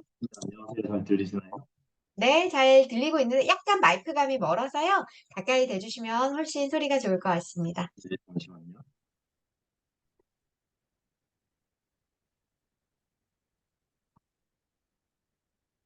네네. 이제 좀 더 잘 들리실까요? 네, 괜찮습니다. 화면도 잘 보이고 이제 확인 한 번만 부탁드립니다. 네. 네, 그러면 이제 간단하게 시작해 보도록 하겠습니다. 안녕하세요. 저는 서강대학교 캠퍼스타운 입주해 있는 베네핏 컴퍼니 유시원이라고 합니다. 저희가 어떤 이번 창공식 때 어떤 이야기를 전달드리면 좋을까를 고민을 좀 하다가 저희가 최근에 피보팅을 한번 했거든요. 그래서 그때 이제 경험했던 것들과 느꼈던 점들을 좀 정리를 해서 공유를 하면 저희랑 비슷하게 초기 창업하는 팀들한테 도움이 좀 될 수 있을 것 같아서 관련 내용을 좀 정리를 해 와봤습니다. 우선 저희 회사 간단하게 소개를 먼저 드리겠습니다. 베네핏 컴퍼니는 IT 스타트업이에요. 저희는 개발자들이 2명으로 구성이 되어 있는 완전 얼리 스테이지의 팀이고 올해 처음 창업을 시작했습니다.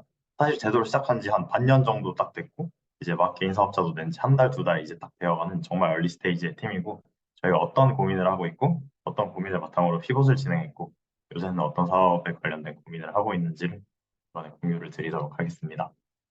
저희는 우선 지금 만들고 있는 아이템은 아기고래와 함께 만들어가는 사내 인정문화라는 조직문화 사스라고 소개드릴 수 있을 것 같고요. 지금 만들고 있는 서비스는 피봇하기 이전의 서비스랑 비교해서 이따가 나중에 좀 더 자세히 설명을 해드리겠습니다.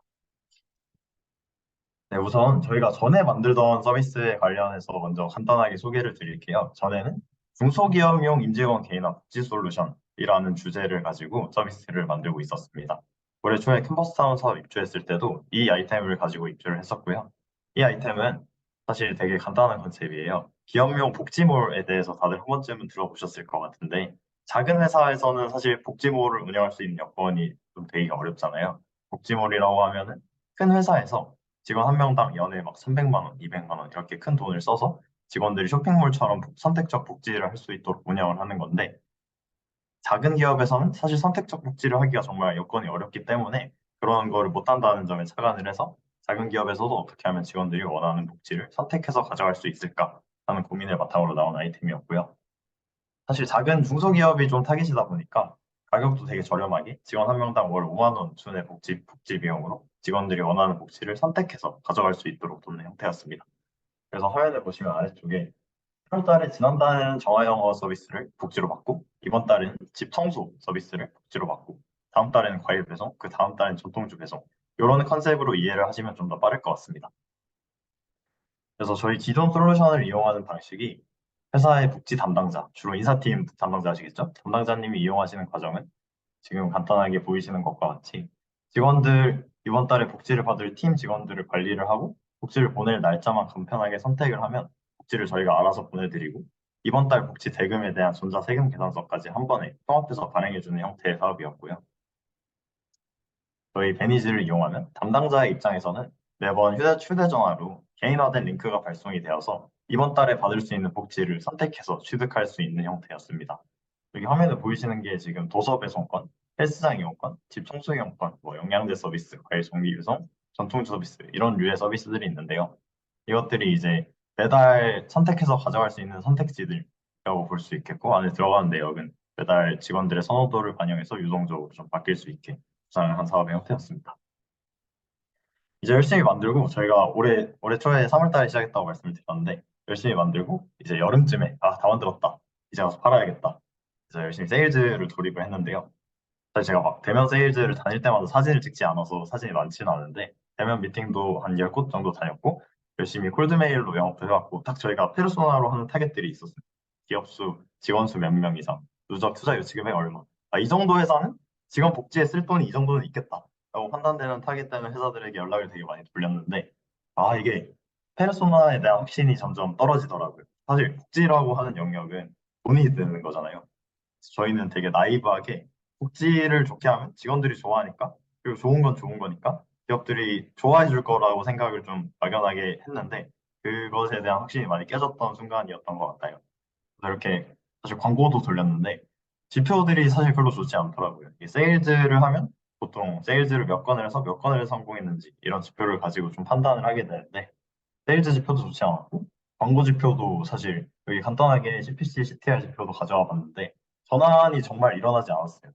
저희는 사실 저희가 갖고 있던 신념 중 하나가 저희가 마케팅을 막 열심히 해서 저희의 제품을 파는 것보다 저희가 만든 제품이 진짜로 매력이 있다면 크게 저희가 이거를 꼭 써달라고 사정사정하지 않더라도 기업에서 많이들 도입을 해주실 거라고 생각을 가지고 있었거든요.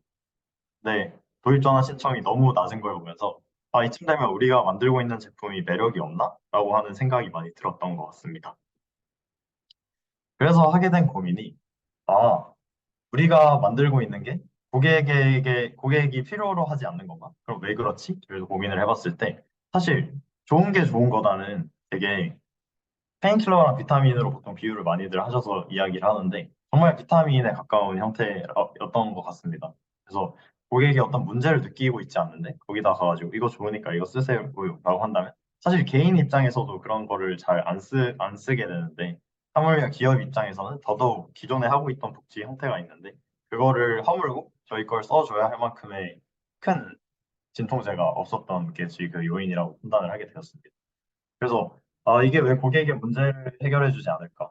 이 저희의 만들고 있는 제품이 고객의 문제를 해결해 주려면 어떻게 해야 할까? 이런 고민을 많이 하다가 사실 그 선택형 복지에 대해서 고객이 겪고 있는 문제가 정말 담당자의 번거로움이 맞았나? 라고 하는 질문을 좀 많이 하게 되었던 것 같습니다.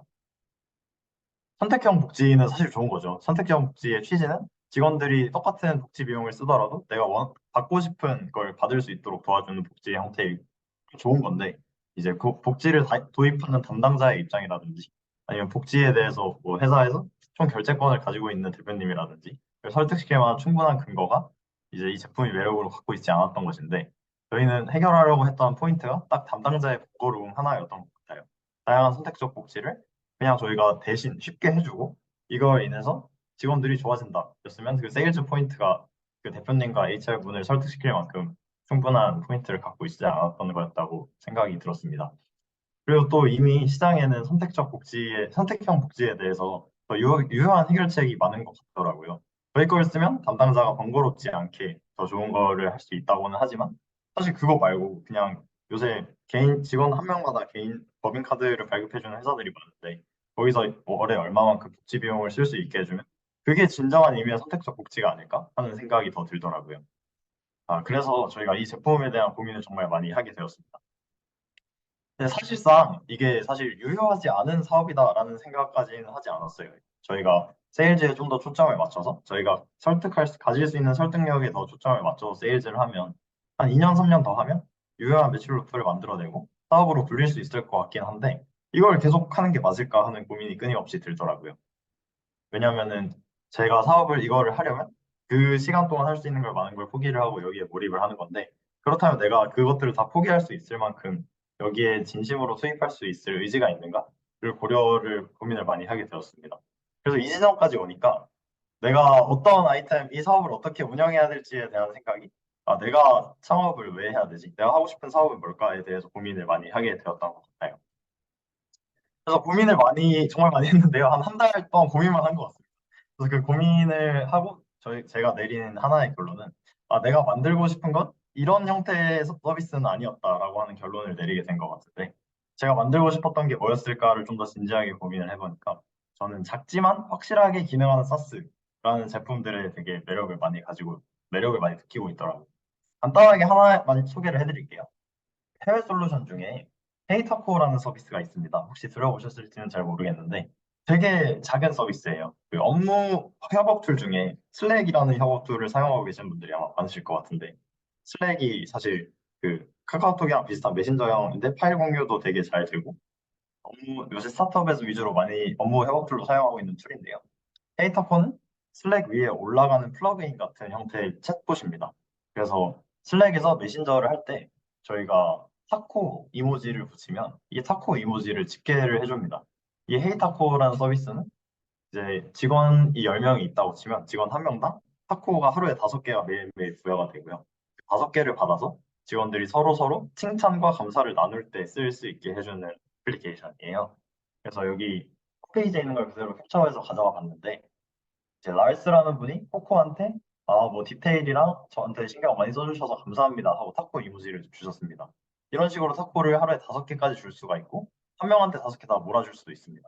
이런 식으로 하면은 여기 리더보드 형태로 주고받은 타코의 수가 집계가 됩니다. 이렇게 보면은 1등 코코님은 주신 타코가 10개고 49개를 받아서 총 149개의 타코 점수를 얻었는데 이게 회사 안에서 얼마나 의사소통을 더 잘하고 얼마나 일을 잘하고 다른 직원들의 인정을 얼마나 많이 받고 있는지 그 속도를 보여줄 수 있는 애플리케이션입니다. 되게 간단하죠. 그 타코 이모지만 가지고 왔다 갔다를 하는데 이거 가지고 리더보드로 알려주고 되게 별거 아닌 것처럼 보일 수 있는데 이런 제품들이 전 참 매력이 있더라고요. 그래서 이런 제품이 보니까 연애 매출이 10억 이상이 꾸준히 나오고 있고 이 사업을 하시는 대표님은 딱 한 명이신데 팀이 한 명이 혼자서 개발하고 디자인하고 다 하시는데도 전 세계 고객사가 수십 개, 수백 개를 운영을 하고 계셔서 이런 형태의 작은 사스에 좀 매력을 많이 느끼는구나를 깨닫게 되었던 것 같습니다. 그래서 저도 그런 거를 좀 만들어 보고자 생각을 하게 되었고 아마 그 작은 사스에 왜 매력을 느꼈는가를 고민을 많이 해봤을 때는 그 제품이 사실 핵심 가치를 고객한테 전달을 해야 고객은 그 제품을 사용을 하게 되는 거잖아요. 근데 그 제품이 전달할 수 있는 가치는 되게 복잡한 기능이 있다고 해서 그 제품의 가치가 전달이 잘 되는 것 같진 않아요. 저희가 이전에 만들었던 복지 솔루션 같은 경우에는 되게 화면이 복잡했어요. 막 직원들이 받을 수 있는 뷰도 있었고 담당자가 복지를 보낼 수 있는 뷰도 있었고 막 결제도 막 피지사 다 붙여서 되게 복잡하게 이루어져 있는데 그 제품이 가지는 매력도보다 이런 형태의 되게 작은 솔루션이 가지는 매력도가 훨씬 더 직관적으로 가치를 전달하고 있는 걸 보면서 가치는 기능의 복잡도에 좌우되지 않는구나를 깨달았던 것 같습니다. 그래서 저도 작은 걸 한번 만들어 보고자 헤이타코랑 비슷한 거를 만들기를 시작했어요. 사실 헤이타코는 그 해외에는 그 인플로이 레코그니션이라는 분야가 되게 연에 한 40조 정도 규모로 큰 시장인데 국내에는 아마 문화 차이 때문인지 그 시장이 형성이 되어 있지 않더라고요. 그래서 그러면 지금 한번 이걸로 일단 만들어서 반응을 한번 먼저 봐보자, 테스트를 한번 해보자라는 생각으로 빠르게 진짜 한 일주일 만에 만들었는데요. 노션으로 페이지 만들고 슬랙봇으로 되게 간단하게 만들었는데, 그래서 간단하게 소개를 드리면 이런 형태입니다. 구성원 간의 칭찬을 통해서 사내에서 인정하고 표현하는 조직 문화가 자리 잡을 수 있는 컨셉이고요. 타코랑 비슷하게 이제 아기호를 통해서 직원들 간의 칭찬을 보낼 수가 있는 형태예요. 그래서 칭찬을 주고받으면 이런 식으로 팀 내에서 팀 워크스페이스 내 아기볼의 채널에 전달한 칭찬들이 공개가 되고요. 좀 더 한국인의 특성에 맞게 익명 칭찬이나 아니면 내용을 공개하지 않는 옵션도 있습니다. 이런 식으로 칭찬이 공유가 되고, 또 저희가 여기서 한국의 문화에 맞게 조금 커스텀한 게 좀 더 막 의미 없이 감사합니다, 최고예요 이런 칭찬만 전달되지 않도록 이번 매일매일 질문을 전달해주는 형태도 추가를 했습니다. 어떤 사람이 의사소통 능력이 가장 뛰어나고, 어떤 사람이 책임감이 가장 좋고, 어떤 사람이 업무에서 리소스 관리를 가장 잘하고, 이런 류의 질문들을 끼워 넣어서 직원들 간에 서로 의미 있는 칭찬을 주고받아서 인정이 넘치는 문화를 자리 잡을 수 있도록 그런 형태로 구상을 했는데, 사실 만들고 막 써주세요 하고 막 크게 홍보를 하러 다니지 않았거든요. 그냥 만들었다. 조직 내에서 인정 문화를 필요로 하는 분들이 있다면, 칭찬하는 문화의 중요성에 대해서 인식하고 있는 분들이 계시다면 간단하게 한번 사용해봐라 정도로만 글을 썼는데도 이 가치에 공감을 해주시는 분들이 꽤 계시더라고요. 그래서 간단하게 저희가 받은 목소리만 몇 개 캡처를 해왔는데, 여기 뒤에 흐리게 있는 거는 저희 고객 DB라서 안에서 서로 칭찬하고 있는 것들이 매일매일 막 수십 건씩 쌓이고 있고, 또 쓰는 분들이 저희는 칭찬을 좀 이런 문화로 사용을 하고 싶다, 저희는 뭐 이런 식으로 칭찬을 하고 싶다 하는 의견을 받아서 빠르게 업데이트를 해나가는 중에 있습니다. 앞서 저희가 만들었다고 소개해드렸던 그 복지 솔루션이랑 이 칭찬하는 서비스랑 가장 큰 차이점이 뭐냐고 생각을 하면, 저희가 사용하는 고객사에게 전달할 수 있는 가치가 되게 명확하다는 점에 그 차이가 있는 것 같아요. 사실 그 칭찬이라고 하는 게 되게 별거 아닌 것 같지만 기업의 HR 담당자분들을 만나보면 그 중요성에 대해서 정말 깊이 공감을 많이 하시거든요. 저도 사실 개발자라서 그 HR에 대해서 크게 고민을 해본 적이 없는데, HR분들이 하시는 가장 큰 고민은 어떻게 하면 사내의 구성원들이 일을 잘 하게 할 수 있을까의 미션이 좀 맞춰져 있고, 일을 잘 하게 하기 위해서는 뭐가 필요하지? 좋은 사람들이 필요하겠고, 업무에 대한 동기부여가 필요하겠죠. 그럼 그 동기부여는 어떻게 해줄 수 있을까? 회사 와서 일하는 건 당연한 건데 동기부여를 하고 못하고에 따라서 업무의 몰입도가 2배에서 3배 가까이 차이가 난다고 해요. 그러면 어떻게 동기부여를 해줄 수가 있지? 또 생각을 해보면 상사가 부하 직원을 인정을 해줬을 때 업무 몰입도가 2배 이상 늘어난다. 뭐 이런 포인트에 맞춰서 그럼 상사가 부하 직원을 칭찬을 해줘야 한다. 그래서 좀 제도적으로 칭찬 문화를 정착시키려고 하시는 시도도 많이 하시고, 아니면은 막 HR에서 막 이렇게 칭찬 릴레이를 해가지고 막 매일매일 서로 이렇게 그룹 메일 CC 걸어가지고 서로 칭찬 돌리고 그런 캠페인도 많이 하시거든요. 그래서 만들 때만 해도 저도 스스로 칭찬 진짜 별거 아닌데 이걸로 돈 벌 수 있나? 이거 만든다고 회사들이 쓸까? 이런 고민도 정말 많이 하게 됐는데, 막상 만들고 보니까 쓰고 좋아하고 응원하고 앞으로도 쓰겠다는 목소리를 계속 들으니까 저도 점점 힘이 나서 좀 더 빨리 만들어야겠다. 이거 정말 되는구나. 이런 생각을 하게 되었던 것 같습니다.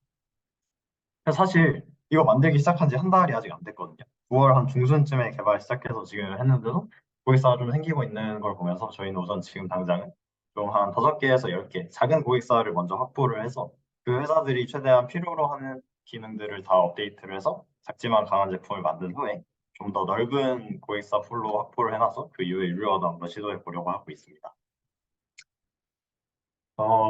다들 그 스타트업 하시는 분들은 한 번쯤 읽어보셨을 것 같은데, 그 에릭 리스의 린 스타트업 책 한번 다들 읽어보셨나요? 그 책을 보면은 다들 이제 린 스타트업을 하는 방법론에 대해 잘 나오잖아요. 그래서 저희가 모두가 알고 있습니다. 저도 이제 베니즈 복지 솔루션을 만들 때도 머릿속에 컨셉이 있었고, MVP를 만들어서 제품을 검증을 하고 POC를 들으면서 제품을 개선을 해야 된다를 정말 많이 듣고 저 또한 알고 있었지만, 이걸 듣는 거랑 이렇게 하는 거랑은 정말 유의미한 차이가 있는 것 같아요. 저도 베니즈를 만들 때만 하더라도 사실 복지 솔루션은 결제가 일어나고 실제로 직원들한테 복지가 제공이 되어야 하는 거잖아요. 그 과정까지 가려면 사실 MVP라고 하는 게 되게 애매한 것 같아요. 또 기업 간 대상이다 보니까 결제도 잘 일어나야 되고 저희가 기업 간 거래를 하려고 하는데 뭐 계좌이체로 보내주세요. 저희가 복지 보내드릴게요. 이렇게 할 수는 또 없는 노릇이잖아요. 그래서 뭐 세경계산서 발행도 준비가 되어야 하고 그 과정 속에서 뭔가 MVP를 확실하게 만들어서 좀 더 이렇게 했으면 좋겠다 하는 고객의 목소리를 들을 기회가 별로 없었던 것 같은데 아기 거래를 하면서는 오히려 더 작은 프로덕트이다 보니까 이거를 만들고 우리 회사에서는 이렇게 쓰고 싶어요 하는 목소리를 듣는 과정이 좀 더 매끄럽게 다가올 수 있었던 것 같아서 저는 최근에 그 작은 프로덕트에 대한 장점을 정말 많이 느끼고 있는 것 같습니다. 그래서 또 관련해서 하는 고민 중 하나가 작은 프로덕트가 그럼 돈을 얼만큼 벌 수 있는 거지? 얼마만큼 큰 회사로 갈 수 있는 거지? 이런 고민도 되게 많았어요. 그러면서 우리 국내에서도 그리고 해외에서도 작은 프로덕트로 시작한 회사들이 어떻게 하고 있는지를 좀 많이 살펴봤었는데요. 간단하게 말로만 전달을 해드리자면 처음에는 다들 작은 제품으로 시작을 했지만 훨씬 더 큰 꿈을 꿀 수 있는 사례가 정말 많더라고요. 사실 헤이타코도 7년째 운영하고 있는 서비스고 대표가 한 명이라서 딱히 확장을 안 한 거지. 가지고 있는 칭찬 인정 데이터가 정말 많으니 그걸 기반으로 조직 내에서 어떻게 할 수 있을지 뭐 HR 컨설팅 쪽으로도 더 나아갈 수 있을 것이고 나아갈 수 있는 방향은 정말 많더라고요.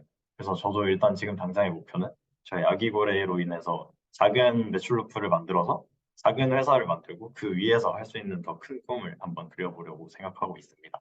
저희는 일단 여기까지 발표를 준비했고요. 혹시 아기볼에 관련해서 궁금하신 거나 써보고 싶으신 분 있으시면 말씀해 주시면 친절하게 도와드리겠습니다. 감사합니다. 네, 감사합니다. 크립토랩에서 써보시면 좋을 것 같네요. 지금 53분 막 확장하고 계셔서 고민 있으시다 하셨는데 좋은 인연이 오늘 여기서 연결돼도 좋겠다라는 생각 들었고요.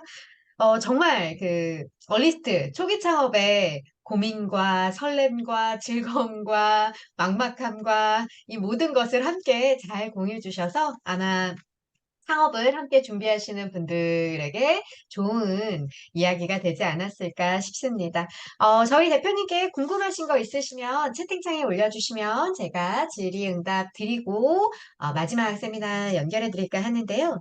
이건 그냥 저는 대표님 세미나를 너무 재밌게 들어서 그 처음에 그 복지물 얘기 들으면서 어떤 생각이 들었냐면 그 중소기업들이 직원한테 5만 원씩 쓰지는 않거든요. 근데 매년 루틴하게 쓰는 돈 중에 명절 선물은 스타트업도 쓰는 비용이다 보니까 이 아기고래로 이렇게 잘 자리 잡으시면 추석, 설날 있을 때마다 저는 그 복지 선물 중에 아까 청소 이런 거 너무 좋다. 명절 선물로 맨날 받는 스팸 거 자꾸 당근하지 말고 이런 신박한 아이템들이랑 연결하면 좋은 솔루션이 되지 않을까라는 아이디어도 좀 생겨서 요 아기고래가 잘 자리 잡으시면서 HR 복지볼의 솔루션으로 명절 타깃 노리시면 또 좋은 서비스가 되지 않을까라는 생각들 했고요.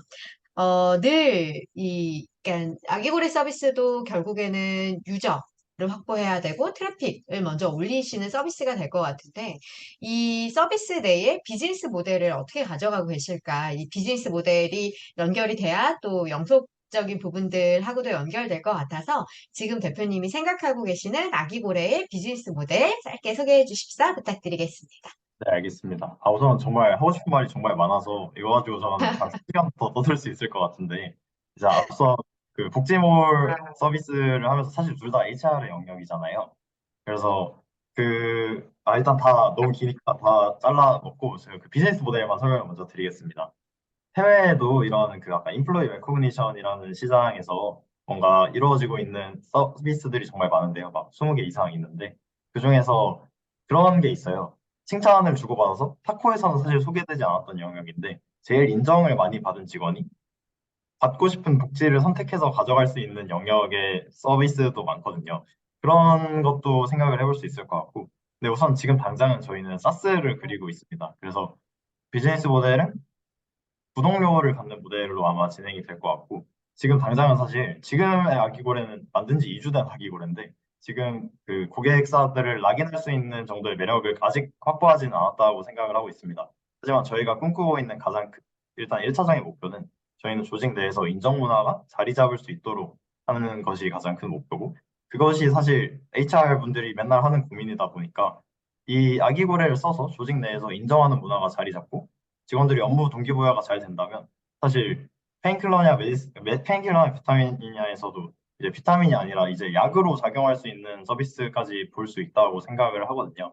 그래서 아까 보여드렸던 질문 같은 게 결국에는 구성원들 간에 의미 있는 칭찬을 전달하기 위한 매개라고 생각이 들고 자기고를 통해서 회사를 나오는 게 조금 더 즐거워질 수 있고 회사에서 업무의 동기부여가 확실히 된다면 이게 약으로서 작용을 해서 직원 한 명당 뭐 월에 3,000원 정도 3달러 정도 받는 모델로도 국내에서 사실 크게 시장 규모 대충 화산해 봤을 때도 한 수십억 수백억 단위 시장까지는 꿈을 꿔볼 수 있겠다라는 생각이 들더라고요. 그래서 우선 작은 기능이지만 이런 꿈과 비즈니스 모델을 생각을 하고 있습니다. 네, 대표님의 꿈이 차곡차곡 쌓아서 잘 이루어져 가시기를 응원하면서 이건 그냥 들으면서 든 아이디어인데요. 병원에서는 충분히 아기고래를 비용을 들여 쓸 수 있을 것 같다. 항상 대형 병원에서는 그 간호사분들, 뭐 우수 직원들을 이렇게 뽑잖아요. 이 서비스들을 HR 쪽에서도 쓸 수 있겠지만 이 고객들이 뭔가 우수 직원을 추천해주는 어떤 솔루션으로 가볍게 만들어질 수 있으면 대형 병원에서는 비용을 크게 들여서라도 써보실 수 있을 것 같아 아이디어 하나 남겨드리고 마지막 세미나 소개해드리도록 하겠습니다. 즐거움을 또 함께 공유해주신 우리 유시원 대표님께 감사하다 말씀 전할까요? 오래 기다려주셔서 감사해요, 박재현 대표님. 일찍부터 들어와 주셔서 이렇게 대기해주고 계셨는데, 마지막을 아름답게 장식해 주실 콕스의 박재현 대표님께서는요, 성신여자대학교 캠퍼스타운에 입주해 계신데, 문화예술 분야에서 손으로 전하는 공예의 가치라는 주제로 창업 어떻게 하고 계신지 이야기 전해주실 예정입니다. 박재환 대표님, 네, 안녕하세요. 안녕하세요. 네, 화면 공유하면 될까요? 네.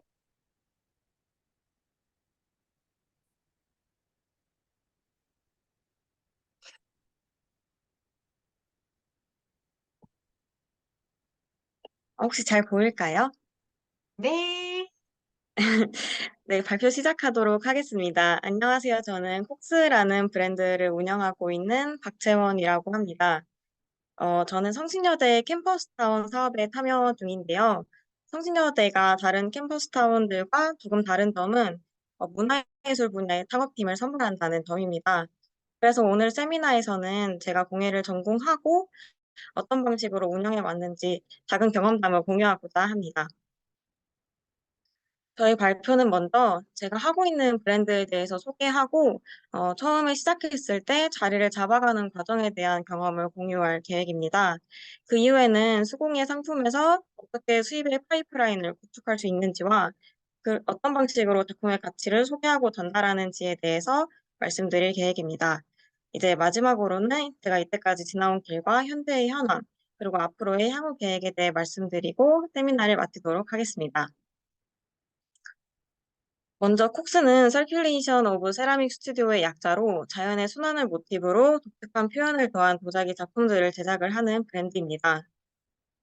주 아이템은 화병과 화분, 컵 등으로 도자 재료 연구를 기반으로 흙과 유약의 변주를 두어 콕스만의 미감을 연구하고 실험하여 표현을 하고 있습니다. 이처럼 다양한 용도의 접시와 컵과 같은 생활식기는 물론 화병과 인센스 홀더, 부석함 같은 생활수품까지 친미성과 실용성을 겸비한 작품들을 다양한 컨셉으로 출시를 하고 있습니다. 화병과 같은 도자기 소품 시장의 성장과 홈인테리어의 성장이 이어지고 있고 저의 목표 고객은 아이가 없는 30대 여성 1인 가구와 집에 있는 시간이 많은 50대 주부로 나누어 가격대별로 타겟팅을 하고 있습니다. 현재는 파트타임 단기 근로자와 함께 운영 중이고 또한 물량이 많아 필요한 상품군의 경우에는 몰드와 투발 도자기에서 일부 외주 작업을 통해 양산을 하고 있습니다. 먼저 공예 분야에서 창업을 한다라고 하면 아마 필요한 여러 요소들이 있을 거라고 생각을 하는데요. 크게 보면 생산을 할 수 있는 기자재를 갖춘 스튜디오와 작가 본인이 가진 창작에 대한 경쟁할 만한 요소라고 생각을 합니다. 주위에서 이제 처음 시작할 때 작업 공간을 구하는 경우를 보면 크게 세 가지로 나눌 수가 있는데요. 상가를 구하거나 아니면 대학원을 가거나 아니면 마지막으로 레지던시나 창업센터가 그 세 가지 방향입니다. 저 같은 경우에는 신당 창작 아케이드라는 공예 디자인 레지던시에 합격하게 되어 바로 기자재가 갖추어진 작업 공간을 마련을 할 수가 있었고, 그 레지던시 내에서 다른 브랜드 대표들과 시간을 공유하고 또한 그 월세 같은 고정 비용에 부담 없이 작업할 수 있어서 완성도와 방향 또한 디벨롭하는 경쟁력을 갖출 수 있는 시간을 보낼 수 있었습니다. 그 후 현재는 서울여성공예센터에 입주하여 브랜드를 이어가고 있습니다. 이제 창업 후에 어떻게 수입의 안정을 위해 공예 분야에서 지속적으로 수익을 얻을 수 있을까에 대한 고민은 사실 지금까지도 계속 함께 하고 있는데요. 저는 수입을 여러 파이프라인을 구축해야 된다는 필요성을 크게 느꼈습니다. 크게 지원 사업과 제품 판매, 그리고 클래스 운영과 외부 출강 등으로 그 수익 구조를 나누어 진행을 하고 있습니다. 먼저 도예 교육의 측면에서는 공방 내 정규와 원데이 수강, 그리고 공예 교육 행사의 외부 출강 등으로 일부 수입을 얻고 있고, 지원 사업을 통해 시제품 개발에 도움을 받으며 작품 판매 또한 진행을 하고 있습니다. 작품 또한 두 가지 라인으로 나누어 판매를 진행을 하고 있는데요. 먼저 고가 라인은 거의 다 수작업을 통해 만들어야 하는 작품들로 10만 원에서 30만 원대 작품이고, 아트피스적인 성향이 강해서 주로 오프라인 갤러리를 통해서 50대 여성분들에게 판매가 이어지고 있습니다. 다음에 저가 라인에서는 일부 외부 공정을 활용할 수 있는 작품들로 3만 원에서 5만 원대의 작품입니다. 직접 사용하였을 때 불편함이 없도록 친미성은 물론 실용성까지 여러 테스트를 거쳐서 만들고 온라인 플랫폼을 통해 주로 판매하고 있으며 30대 여성분들에게 판매가 제일 많이 이어지고 있습니다. 다음으로는 이제 제가 작품을 제작하는 방식도 방식이지만 소개하는 부분에서 일반 소비자에게 다가간다고 생각했을 때 그 부분을 많이 고민을 해서 전달을 하는데요. 보통 수공예 제품은 사실 가격대가 공장에서 만들어내는 것보다 당연히 높을 수밖에 없고 그 가격에 대한 충분한 설득력과 설명이 들어가야 소비자의 마음을 움직일 수 있다고 항상 느끼는 것 같습니다. 저처럼 작은 브랜드가 그 마음을 얻을 수 있는 방법은 어떻게 보면 진정성이라고 생각합니다. 수공예 제품들을 판매하는 사람들을 보면 사실 직접 본인이 기획하고 만들다 보니까 돌아보면 설명하고 어필하는 과정에서 놓치고 있는 재미있는 시각과 요소들이 참 많았던 것 같습니다. 그래서 저는 최대한 과정을 투명하게 공유하는 것을 지향을 하고 있습니다. 먼저 예시를 들어서 설명을 드리면 이 화병은 올해 5월 텀블벅 펀딩을 통해 판매한 요소 화병이라는 제목의 화병입니다.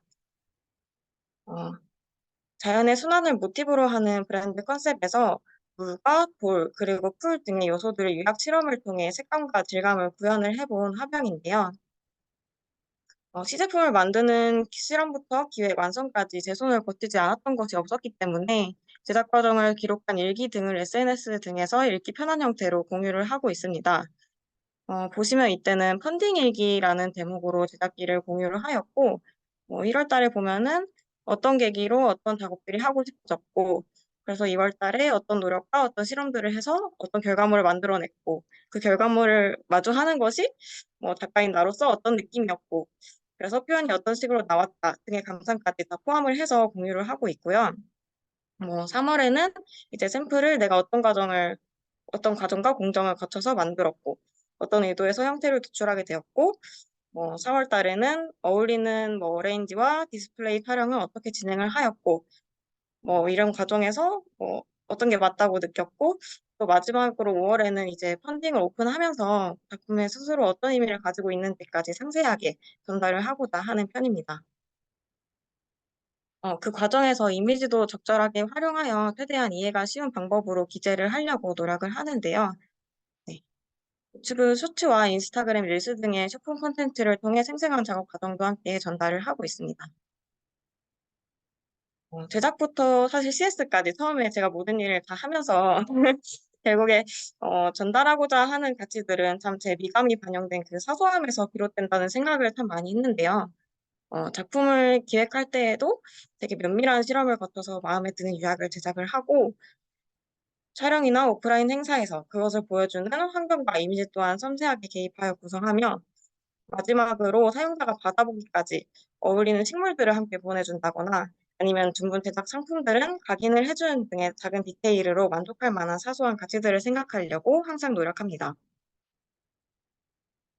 이제 마지막으로 지나온 길에 대해서 간략하게 설명을 해드리면 2021년 신당장도 아케이드에 입주하여 여러 단체전과 개인전 아트페어 등에 참여하였고 신세계 LMB에서 진행하는 예술지원 특화사업에 선정되어 B2B 사업을 진행을 하였습니다. 또한 서울여성공예 창업대전에 금상을 수상하게 되면서 이제 그 다음 연도에 공예센터에 입주를 할 수 있게 되었습니다. 공예센터에 입주하면서 브랜드 콕스를 런칭을 하였고 KCDF와 오늘의 집, 갤러리 계약 등의 다양한 온오프라인 판로를 개척하였으며 아트페어와 단체전 등에서도 활발한 활동을 이어갔습니다. DDP에서 진행한 상품 개발 프로그램에서 어워드를 수상하면서 서울시장상을 수상하였고 그 기회로 네이버 디자인 프레스에서도 소개될 수 있는 기회가 있었습니다. 올해 역시 오프라인 전시와 팝업과 아트쇼, 페어 등을 통해서 고가의 작품들의 판매를 이어가고 있고 크라우드 펀딩과 온라인을 통해서 중저가의 작품을 판매를 하고 있습니다. 또한 국립중앙박물관의 온오프라인 굿즈샵 뮤즈의 입점 판매를 진행을 하게 되었고 이때도 의학 개발을 통해 청가를 주제로 한 문화상품을 개발을 하게 되었습니다. 원데이 클래스, 정규반, 외부 출강까지 여러 방면에서 도예교육 또한 이어오고 있습니다. 내년에는 독립된 스튜디오에서 다른 사업들보다 내부 교육 사업을 확대할 계획을 가지고 있는데요. 동시에 브랜드의 상품 또한 지속적으로 개발하여 출시할 계획입니다. 네, 발표 여기서 마치도록 하겠습니다. 감사합니다. 네, 감사합니다.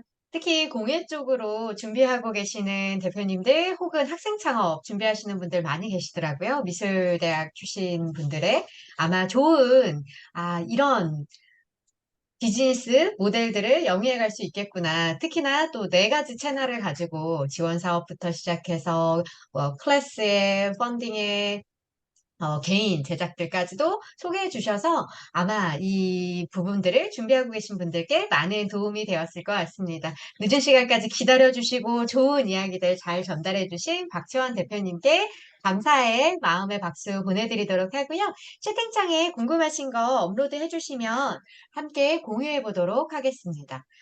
저는 대표님 이야기 들으면서 실은 최근에 집들이 갈 일들이 상당히 많은데 뭐 그냥 전향하는 선물들 말고 좀 좋은 선물을 해주고 싶다 했을 때 대표님 이런 제품들 참 소개해드리면 뭐 그러니까 많이 친하면 고가 라인으로 해줄 수 있을 것 같고 좀 덜 친하면 중저가 라인으로도 선물해보고 싶다라는 생각들도 들었는데 혹시 이런 비즈니스들 운영하시면서 저는 주변에서 이런 이제 작품들을 뭐 펀딩을 하시거나 이렇게 비즈니스 가지고 계시면 크고 작은 애로사항들이 많이 있으시더라고요. 예를 들어 이런 도자기 같은 경우는 배송 같은 것들도 상당히 유의해서 가셔야 되는데 택배회사만 잘못 만나면 이게 깨진 것들이 뭐 온다거나 막 이런 어려움들이 워낙 크고 작게 많이 계셨다 보니까 대표님 지금까지 사업 영위하시면서 공예 사업 하시면서 준비하시는 분들이 꼭 좀 기억하시면 좋을 어,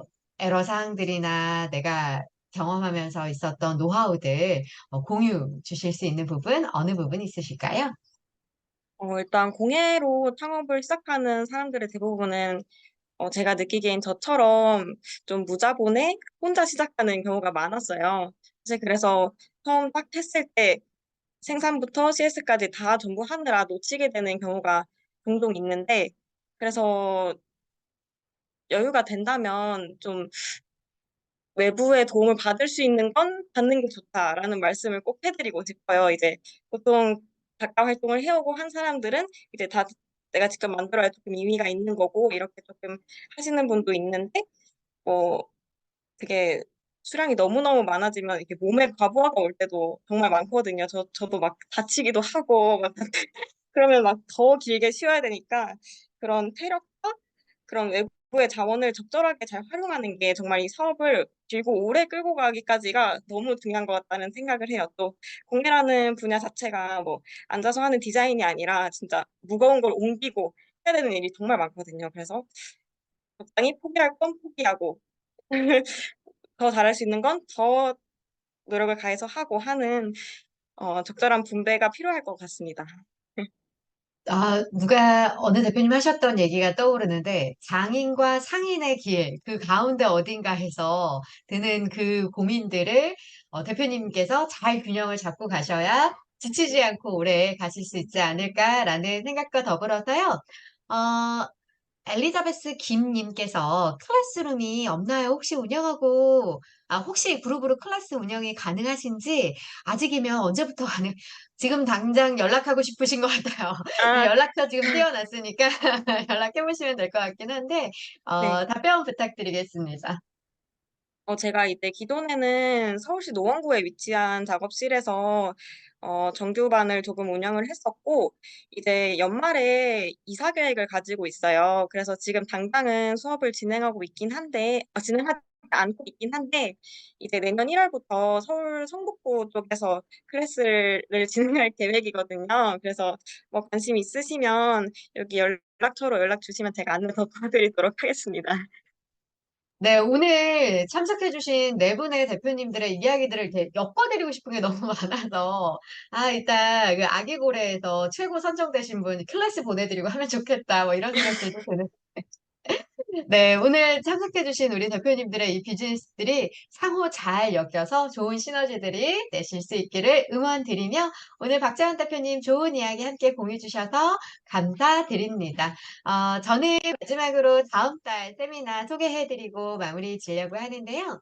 제가 지금 채팅창에 여러분들 참여하실 수 있는 만족도 조사 링크 올려드렸습니다.